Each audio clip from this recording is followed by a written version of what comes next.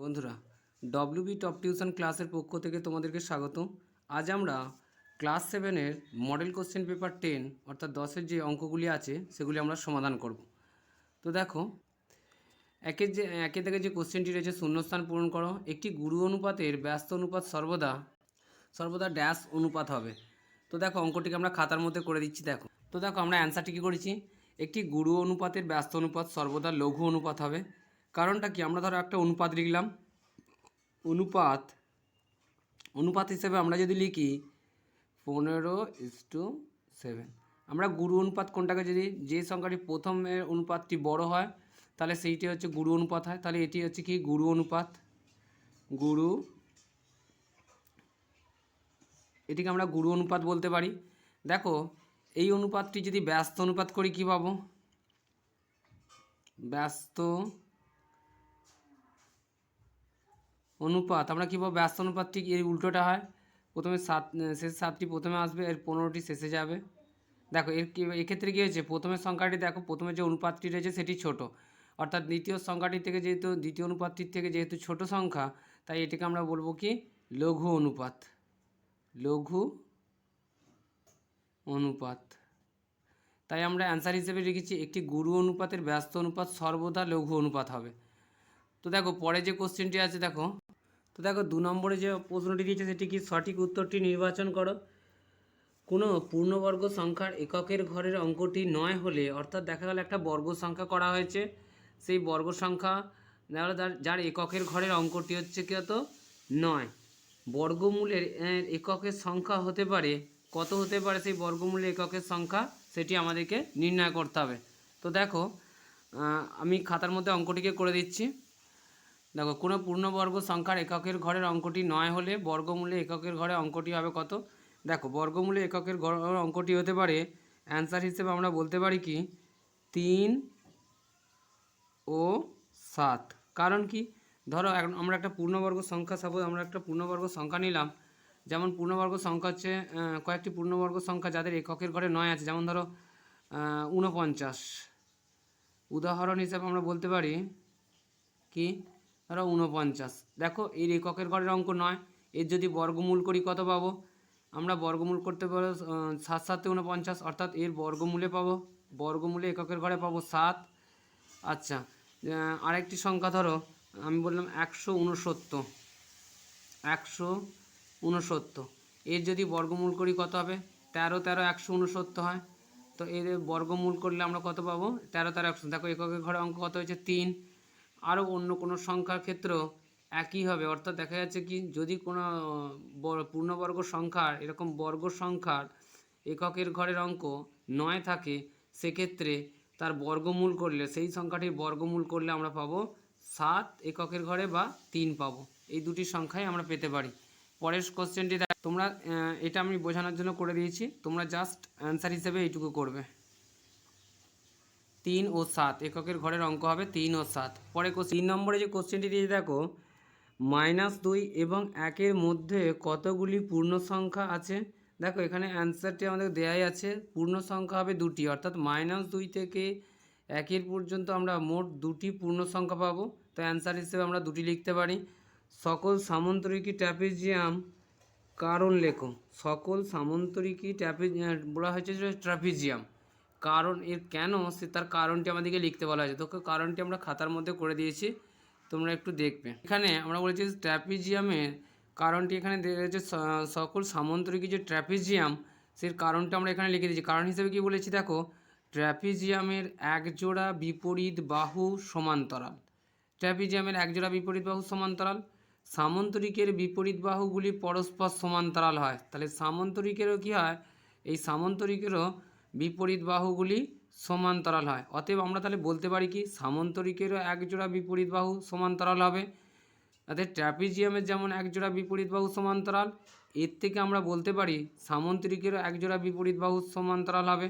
সুতরাং সকল সামন্তরিকই ট্র্যাপিজিয়াম হবে, সকল সামন্তরিকই ট্র্যাপিজিয়াম হবে। পরের কোশ্চেনটি দেখো, আর তোমরা কারণ হিসেবে এইটুকুই লিখবে, তাহলে হবে।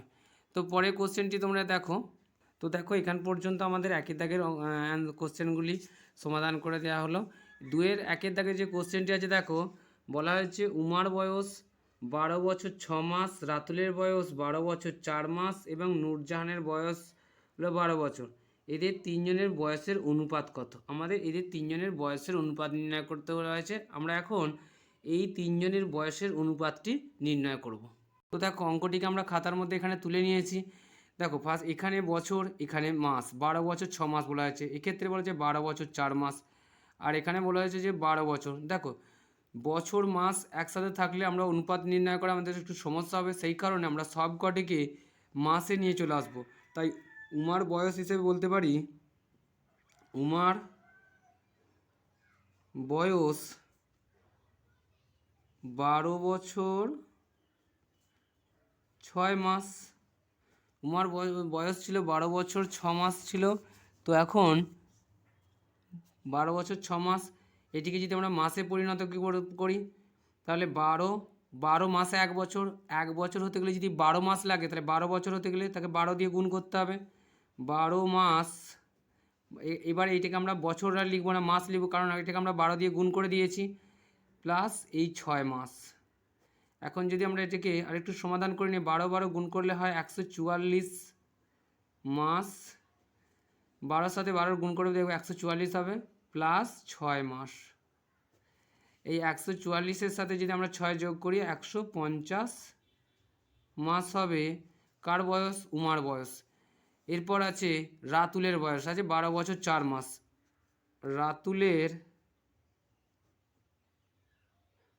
রাতুলের বয়স কত? 12 বছর 4 মাস। রাতুলের বয়স হচ্ছে 12 বছর 4 মাস। তো দেখো এটিকে যদি একটু সমাধান করে নিই, এটা বছরটাকে মাসে নিয়ে যেতে 12 মাসে 1 বছর, তাহলে 1 বছর হতে গেলে যদি 12 মাস লাগে তাহলে 12 বছর হতে গেলে কত লাগবে? 12 ইন্টু 12 মাস, প্লাস কত এই 4 মাসটা হবে 4 মাস। তো দেখো এখানে আমাদের কত 12 কত 144 মাস পেলাম এখান থেকে, আর এখান থেকে পেলাম কত 4 মাস। তাহলে এখান থেকে আমরা কত 44 আর 4 কত 148 মাস হচ্ছে কার বয়স? রাতুলের বয়স হচ্ছে 148 মাস। এরপর আমাদেরকে যেটি বলা, তো দেখো এরপরে অপর যে ব্যক্তি, তারপরে নূরজাহানের বয়স কথা বলা আছে। নূরজাহানের বয়স বলা হচ্ছে 12 বছর। অতএব আমরা বলতে পারি কি 12 ইন্টু 12, এটা মাস হয়ে গেল, বছরটি আমরা মাসে পরিণত করে নিলাম। 12-র সাথে 12 গুণ করলে কত হবে? 144 মাস। এবার দেখো আমরা কি করব, উমা, অতএব এদের তিনজনের, অতএব উমা, রাতুল ও নূরজাহানের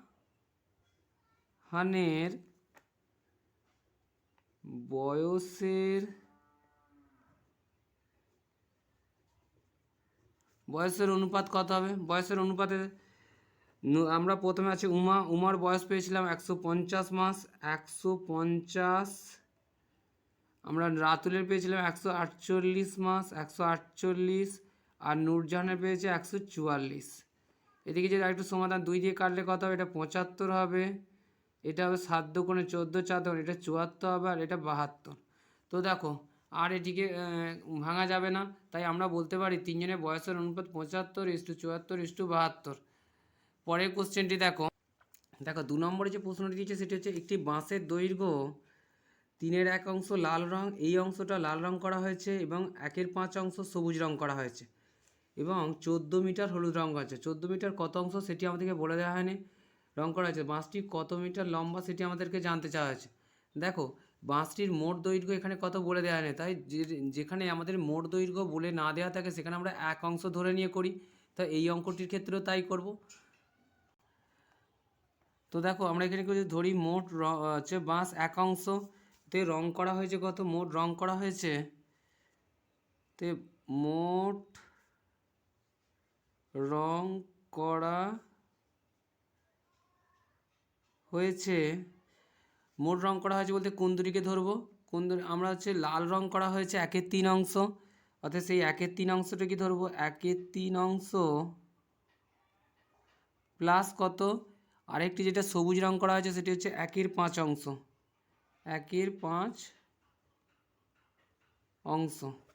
তো এটি আমাদের রং করা হয়েছে। এটিকে যদি আমরা আরেকটু করি, সমাধান করে নিই, 3 আর 5-এর লসাগু কত হবে? 3 আর দুটি মৌলিক সংখ্যা, দেখো এদের লসাগু সংখ্যা দুটির গুণফল 3 আর 5-এর লসাগু হবে 15। তো তোমরা এখানে পাশে রাফ করে নিতে পারো। 3 আর 5-এর যদি আমরা লসাগু করি ভাঙতে পারবো না, তাই আমরা 3 আর 5-এ গুণ করলে লসাগু হিসেবে পাবো, লসাগু সমান সমান পাবো কত? 3 × 5 সমান হবে 15। তো 15 আমাদের লসাগু। দেখো উপরে কত ছিল? 1 ছিল। 3-এর সাথে কত গুণ করলে এই 15 পাবো? 3-এর সাথে যদি আমরা 5 গুণ করি 15 পাবো। সেই 5 এখানে দিলাম, প্লাস যেমন ছিল বসিয়ে দিলাম, উপরে 1 ছিল বসিয়ে দিলাম, 5-এর সাথে 3 গুণ করলে 15 পাবো, তাই উপরে 3 দিলাম। তো এটি হচ্ছে মোট এত অংশ। তো দেখো এটিকে যদি আরেকটু 5 একে কত হবে? 5 প্লাস 3 একে কত? 3 সমান 15 অংশ। এবার দেখো এটিকে যদি আরেকটু সমাধান করি, 5 আর 3 8, 15-র 8 অংশ। এটি হচ্ছে মোট রং করা হয়েছে। তাহলে রং করতে বাকি আছে কত? অতএব আমরা বলতে পারি, অতএব রং করতে বাকি আছে আমরা কত করতে পারি? 1 অংশ মোট বাঁশ ছিল, তার থেকে এটা রং করা হয়েছে। তাহলে 1 অংশ থেকে যদি আমরা এই 15-র 8 অংশটা মাইনাস করে দিই, যেটা রং করা হয়েছে, তাহলে আমরা কতটা অংশ রং করতে বাকি আছে সেটি পেয়ে যাব। তো দেখো আমরা কি জানি, এর নিচে কিছু নাই মানে 1, 15 আর 1 লসাগু 15 হয়, আর 1-এর নামটা 15 দিয়ে গুণ করলে কত হয়? 15 লসাগুকে পাবো। তাহলে আমরা লসাগু যেমন 15 পেলাম, 15 দিয়ে দিলাম। 15 1-এর এই 1 সংখ্যাটার নিচে কিছু না থাকলে সেটা 1 থাকে। তাহলে 1-এর নামটা কত পর্যন্ত বলে? 15 পর্যন্ত। তাহলে 15 দিয়ে 1-কে গুণ করলে পাবো 15, আর এই 15 1-এ 15 মাইনাস যেমন ছিল সেই 1 দিয়ে 8-কে গুণ করলে হবে 8। এটি পাবো। 15 থেকে যদি 8 মাইনাস করি আমরা কত পাবো? 7 পাবো। অর্থাৎ 15/7 অংশ রং করতে বাকি আছে। এই 15/7 অংশ বাঁশের দৈর্ঘ্য কত বলা হয়েছে? 14 মিটার, যেটি হলুদ রং করা হয়েছে 14 মিটার। অতএব আমরা বলতে পারি কি, 7/15 অংশ বাঁশের দৈর্ঘ্য হলো 14 মিটার। এটি আমরা বলতে পারি। তাহলে 1 অংশ বাঁশের দৈর্ঘ্যের থেকে কম হবে, কম হলে কত হবে? দেখো এই 14 ভাগ কত হবে? 7/15 হবে। এইখানে দেখো এটা ভাগটাকে যদি আমরা গুণে পরিণত করি কী পাবো? গুণে পড়ে নিচের হরটি উপরে যাবে, 15 হবে, আর উপরের লবটি নিচে আসবে, 7 হবে। 7 2-এ 14 হয়, 15 দুগুণে কত পাবো আমরা? 30। অর্থাৎ 30 কী পাবো? এটা মিটারে আছে, তাই আমরা বলবো 30 মিটার। অতএব আমরা বলতে পারি, প্রশ্নে আমাদেরকে দেওয়া হয়েছিল বাঁশটির দৈর্ঘ্য কত মিটার আর লম্বা। অতএব আমরা বলতে পারি কি, অ্যান্সার হিসেবে আমরা লিখতে পারি, অতএব বাঁশটি মোট 30 মিটার লম্বা। অ্যান্সার হিসেবে এটা আমরা লিখতে পারি। পরের কোশ্চেনটি দেখো। তো দেখো 2-এর পর আমরা 3-এর দাগের যে অঙ্কটি আছে দেখে নেব। চিনির দাম বাড়ার জন্য আগে 125 টাকায় যে পরিমাণ চিনি পাওয়া যেত, অর্থাৎ একটা নির্দিষ্ট পরিমাণ, সেটা 1 কেজি 2 কেজি 5 কেজি যাই বা হোক না কেন, একটা নির্দিষ্ট পরিমাণ ছিল যেটির মূল্য ছিল 125 টাকা। এখন 150 টাকায় সেই পরিমাণ চিনি পাওয়া যায়। অর্থাৎ আগে যে পরিমাণ চিনি কিনতে 1 কেজি হোক 2 কেজি হোক যে পরিমাণ কিনতে, এখন সেই পরিমাণ চিনির দামই হচ্ছে 150 টাকা হয়েছে। এখন চিনির দাম শতকরা কত বেড়েছে সেটি আমাদেরকে নির্ণয় করতে, অর্থাৎ 100 টাকায় কত টাকা দাম বৃদ্ধি পেয়েছে সেটি আমাদেরকে নির্ণয় করতে বলা হয়েছে। দেখো তো দেখো অঙ্কটিকে আমরা খাতার মধ্যে তুলে নিয়েছি। পূর্বে যে পরিমাণ চিনির দাম ছিল 125 টাকা, বর্তমানে সেই পরিমাণ চিনির দাম হয়েছে কত? 150 টাকা। অতএব দাম বৃদ্ধি পায় কত? 150 থেকে আগের 125 টাকাটা বাদ দিলে আমরা পাবো 25 টাকা। কিন্তু 125 টাকাটা শুধু 25 টাকাটা তো 100 টাকায় বৃদ্ধি পায়নি, 125 টাকায় বৃদ্ধি পেয়েছে। তাহলে শতকরা কত বৃদ্ধি পেয়েছে সেটি যদি জানতে হয় আমাদের আরেকটু অঙ্কটিকে সমাধান করতে হবে। অতএব আমরা বলতে পারি কি, 125 টাকায় চিনির দাম বৃদ্ধি পায় কত টাকা? 125 টাকায় বৃদ্ধি পায় 25 টাকা। কারণ আগে দাম ছিল 125 টাকা, 125 টাকার ওপর 25 টাকা বৃদ্ধি পেয়েছে, তাই 1 টাকায় বৃদ্ধি পায় কত টাকা, 1 টাকায় চিনির দাম বৃদ্ধি পায়, আমরা লিখছি না, ডট দিয়ে দিচ্ছি, বৃদ্ধি পাবে কত, 1 টাকায় কম পাবে, অর্থাৎ 25-এর 125 টাকা। শতকরা বলা হয়েছে, অর্থাৎ 100 টাকায় চিনির দাম বৃদ্ধি পাবে কত টাকা, 100 টাকায় 1 টাকার থেকে বেশি বৃদ্ধি পাবে, বেশি অর্থাৎ গুণ হলে উপরে বসাবো আমরা 25 × 100 বাই কত 125 টাকা। এটিকে যদি আরেকটু সমাধান করে নিই কী পাবো, দেখো 25 একে 25, 5 25 125, 5 দিয়ে 5 একে 5, আর 5 20 100, অতএব আমরা বলতে পারি কত 20 টাকা। অতএব আমরা অ্যান্সারে কি লিখতে পারি, আমরা উত্তর হিসেবে লিখতে পারি, অতএব শতকরা চিনির দাম বৃদ্ধি পায় কত 20 টাকা। এটি আমাদের অ্যান্সার। পরের কোশ্চেনটি তোমরা চলে এসেছি পরে দাগের অঙ্কগুলি 3-এর বলছে, দেখো মান নির্ণয় করো 64 × 38 বাই 312 অর্থাৎ 12। এই অঙ্কটিকে আমাদের মান নির্ণয় করতে বলা হয়েছে। অঙ্কটি সমাধান করার আগে একটি জিনিস লক্ষ্য করো, এই সংখ্যাগুলি দেখো মৌলিক সংখ্যা এই আকারে সাজানো আছে, কিন্তু এই 6টিকে আমরা যদি একটু ভেঙে নিই কী পাবো, দেখো মৌলিক উৎপাদকে ভেঙে নিলাম, 6কে যদি ভাঙি 2 3 6, আমরা 2 × 3 করে আমরা কত পাই, 2 × 3 করলে আমরা 6 পাবো। তাহলে এর পরিবর্তে এই জায়গায় যদি আমরা বসাই 2 × 3, এই 6টা 4-এর উপরে 6-এর উপরে 4 ছিল সূচক হিসেবে ছিল, তো এখন আমরা এই 2 আর 3-এর উপরে যদি দিয়ে দিই, তাহলে সেক্ষেত্রে মানটি আমাদের একই থাকবে, × 38 বাই 312 আমরা বসালাম। এটিকে যদি আরেকটু সমাধান করি, দেখো এই 4টি 2ও পাবে এবং 3ও পাবে, সেক্ষেত্রে কত হবে 24 × 34 × 3/8, আমরা কত 3, আর এর সূচক হিসেবে ছিল 12, এটা আমরা বসিয়ে দিলাম। দেখো উপরের সংখ্যাটা যদি একটু সমাধান করে নিই, 2 4 যেমন ছিল বসিয়ে দিলাম।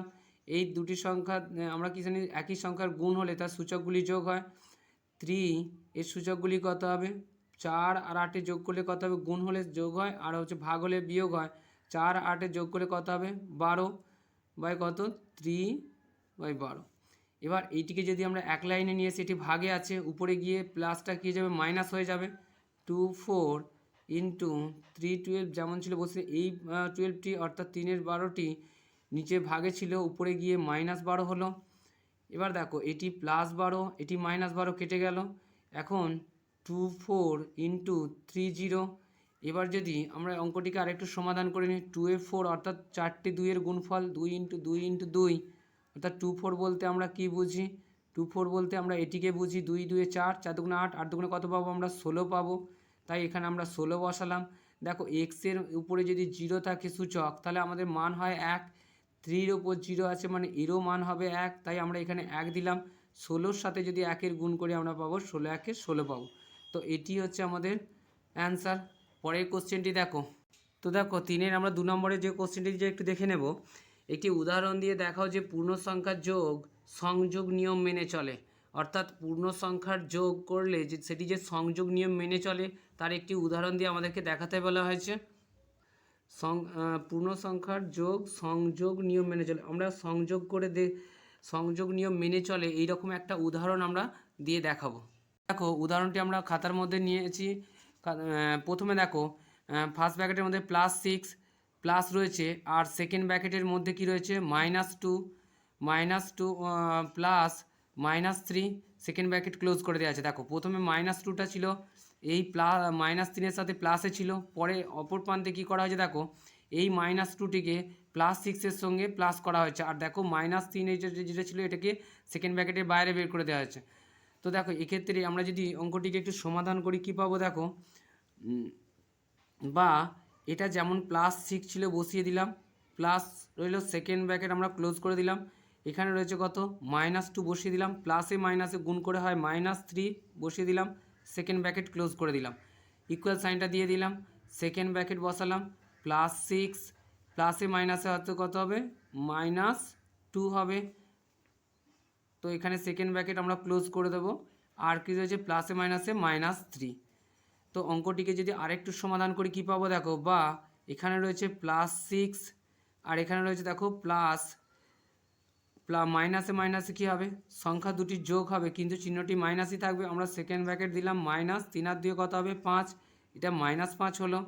এবার দেখো ইকুয়াল সাইন দিয়ে দিলাম, প্লাসে মাইনাসে মাইনাস, 6 থেকে 2 বাদ গেলে কত থাকবে, 6 থেকে 2 বাদে 4 থাকবে কিন্তু এটা +4 থাকবে কারণ 6টি বড়, তাই এর চিহ্নটি এখানে বসবে। আর -3 যেমন ছিল বসিয়ে দিলাম। তো দেখো এবার যদি আমরা বন্ধনী করে তুলে নিই কী পাবো দেখো, এটা +6 যেমন ছিল বসিয়ে দিলাম, প্লাসে মাইনাসে -5 আর ইকুয়াল সাইন দিয়ে দিলাম, এটা ব্র্যাকেটটা তুলে দিলে +4 আর -3 বসিয়ে দিলাম। এবার দেখো আরেকটু সমাধান করে নিলে আমরা কী পাবো, প্লাসে মাইনাসে মাইনাস, 6 থেকে 5 বাদ গেলে কত থাকবে 1, এটাই যেহেতু 6টি যেহেতু বড় সেই জন্য এর সাইনটা বসবে অর্থাৎ প্লাস বসবে, এখানে +1 বসবে। আর এখানে দেখো প্লাসে মাইনাস মাইনাস 4 থেকে 3 বাদ গেলে কত হবে 1, এখানেও দেখো 4টি বড় তাই +1 বসবে। তাই অতএব আমরা বলতে পারি কি পূর্ণ সংখ্যার যোগ, অতএব পূর্ণ সংখ্যার যোগ সংযোগ নিয়ম মেনে চলে। তাহলে পূর্ণ সংখ্যার যোগ সংযোগ নিয়ম মেনে চলে, এটি আমাদের অ্যান্সার। আর উদাহরণ হিসেবে তোমরা এটি দিতে পারো, বা তোমাদের জানা যদি অন্য কোনো উদাহরণ থাকে তোমরা দিতে পারো। পরে যে কোশ্চেনটি দিয়েছে দেখো, -8x² + 8x + 1 এর সাথে কত যোগ করলে আমরা -14x² + 11x - 3 পাবো। তো দেখো অঙ্কটিকে আমরা খাতার মধ্যে সমাধান করে দিচ্ছি, তোমরা একটু মনোযোগ সহকারে বুঝবে। তো দেখো এখানে আমরা অঙ্কটি খাতার মধ্যে -8x² + 8x + 1 এর সঙ্গে যে সংখ্যাটি যোগ করলে আমরা -14x² + 11x - 3 পাবো তা হলো, দেখো আমাদেরকে যদি বলা হয়, আমরা এখানে একটা ছোট একটা উদাহরণ দিয়ে দেখাচ্ছি। ধরো আমাদেরকে যদি বলা হয় 6-এর সাথে কত যোগ করলে আমরা 10 পাবো, আমরা কি করি 6-এর যার সাথে যোগ করে আমরা একটা সংখ্যা পাবো, সেই যেটি পাবো সেটি নিশ্চয়ই বড়। আমরা এই বড় সংখ্যাটি থেকে যদি 6কে মাইনাস করে দিই আমরা বলতে পারি 4 যোগ করে 10, 6-এর সাথে 4 যোগ করলে 10 পাবো। এক্ষেত্রেও তাই করব, এই সংখ্যাটির সাথে কত যোগ করলে এটি পাবো বলা আছে, তাহলে এটি থেকে যদি আমরা এটিকে মাইনাস করে দিই তাহলে আমরা কোন সংখ্যাটি যোগ করতে হবে সেটি পেয়ে যাব।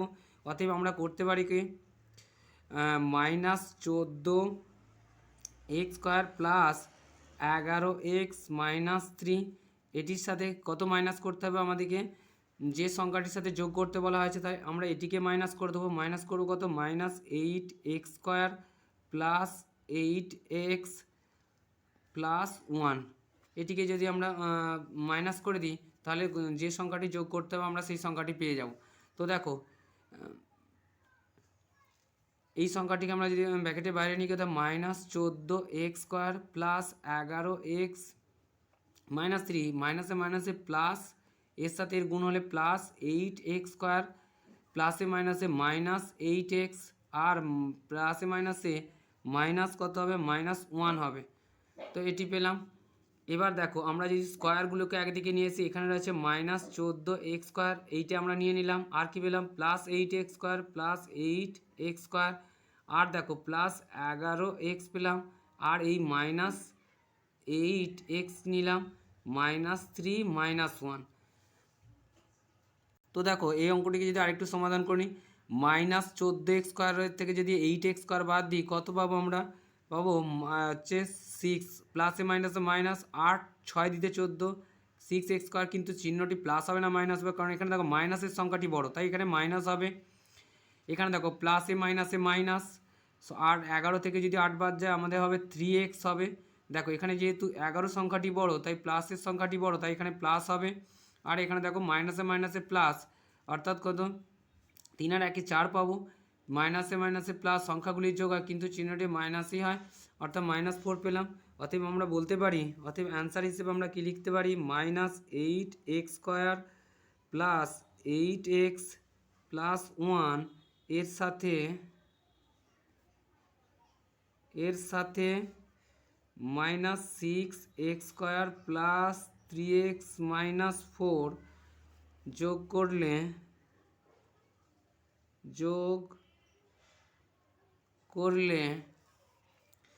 করলে আমরা কত পাবো? -14x² প্লাস 11x - 3 পাবো। তো এটি আমাদের অ্যান্সার হিসেবে আমরা এটিকে পেলাম, যেটি এখানে আছে। দেখো 4-এর 1-এর দাগে যে কোশ্চেনটি দিয়েছে সেটি হচ্ছে যে কোনো একটি ত্রিভুজ অঙ্কন করো, যে কোনো মাপের করতে পারো তুমি। তো এই ত্রিভুজে 3টি কোণের সমদ্বিখণ্ডক, কোণগুলোকে সমদ্বিখণ্ডিত করে অঙ্কন করতে হয়। সমদ্বিখণ্ডক 3টি সমবিন্দু কিনা সেটা লিখতে হবে। তো দেখো আমি ত্রিভুজটি খাতার মধ্যে এঁকে দিচ্ছি, তোমরা একটু মনোযোগ সহকারে দেখবে। তো ফার্স্ট টাইম তোমরা কি করবে, ফার্স্ট টাইম একটি যে কোনো মাপের একটি সরলরেখা কেটে নেবে।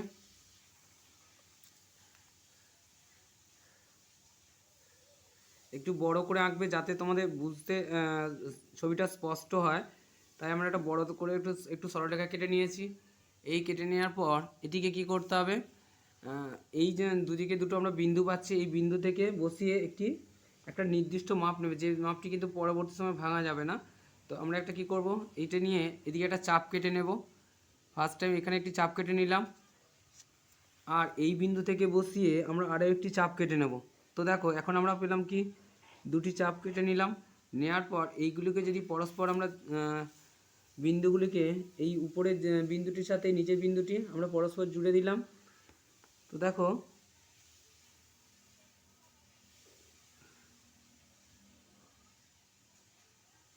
এটি করলাম, আর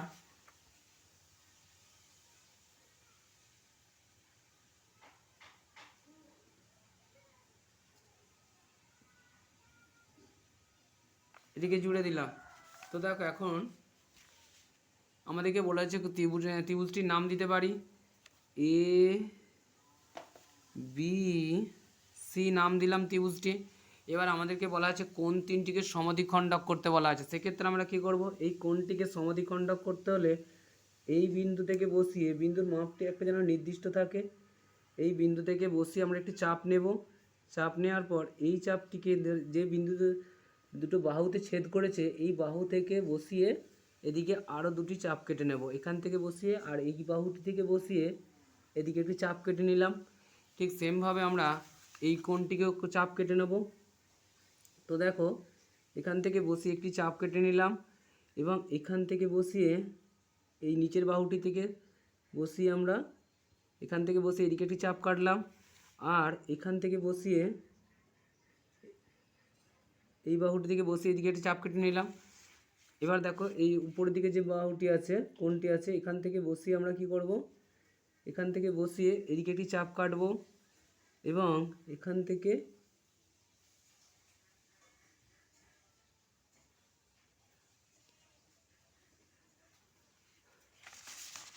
আর এই বাহুটি থেকে বসিয়ে আর একটি চাপ কেটে নিলাম। দেখো এবার যদি আমরা এই বিন্দুগুলোকে পরস্পর জুড়ে দিই কী পাবো, দেখো এখন এইটা থেকে এই চাপটা নিয়েছি, তাই এটিকে যদি আমরা পরস্পর জুড়ে দিই, তোমরা কিন্তু পরীক্ষার সময় পেন্সিলের সাহায্যে করবে, কারণ আমি পেনে করলে যাতে তোমাদের ছবিটা স্পষ্ট হয় সেই জন্য আমি পেনের সাহায্যে করে দিয়েছি। এটা কাটলাম, আর কি আছে, এদিক থেকে বসিয়ে আমরা দুটো চাপ যে কাটা হয়েছে এইগুলোকে আমরা পরস্পর জুড়ে দেব।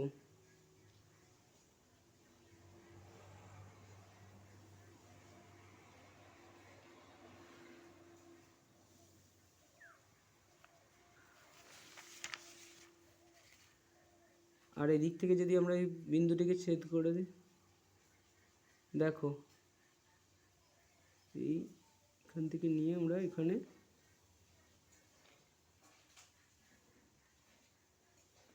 তো দেখো এখানে কি হচ্ছে, আমরা বিন্দুকে যে 3টে কোণকে সমদ্বিখণ্ডিত করা হয়েছে, এটার নাম দিলাম ও। অর্থাৎ বলতে পারি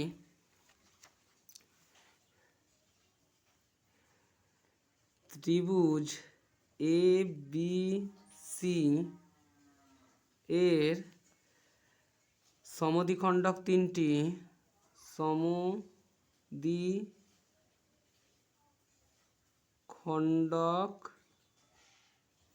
তিনটি সমবিন্দু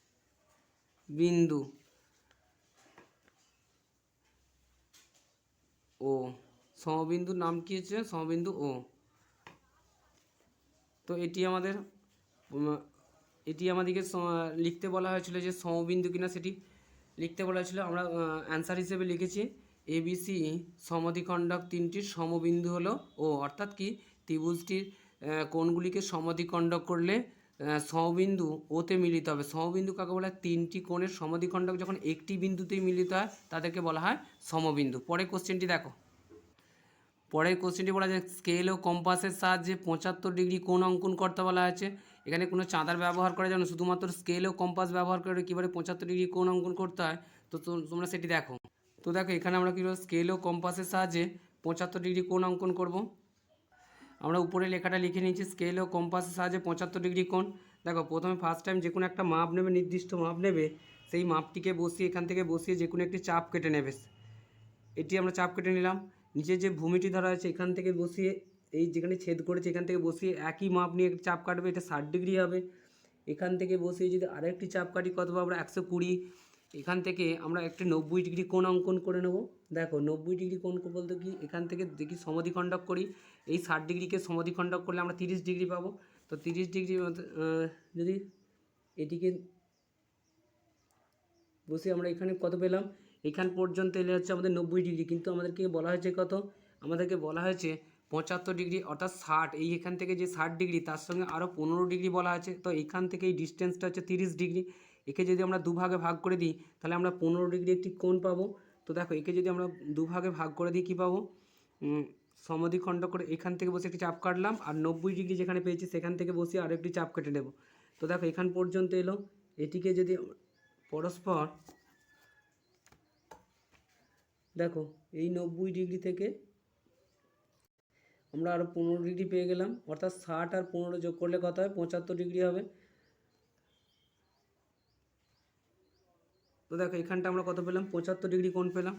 অতএব আমরা বলতে পারি কত? 75 ডিগ্রি কোণ, যার নাম দেবো এ ও বি, অর্থাৎ কোণ এ ও বি সমান কত? 75 ডিগ্রি, যেটি শুধুমাত্র স্কেল ও কম্পাসের সাহায্যে আমরা করে দেখালাম। এখানে কোনোরূপ চাঁদা ব্যবহার করা যাবে। বন্ধুরা আজ এই পর্যন্তই। পরের ক্লাস নিয়ে আমরা পরের যে সেটটি আছে সেটি আমরা পরের ক্লাসে তোমাদের সমাধান করে দেবো।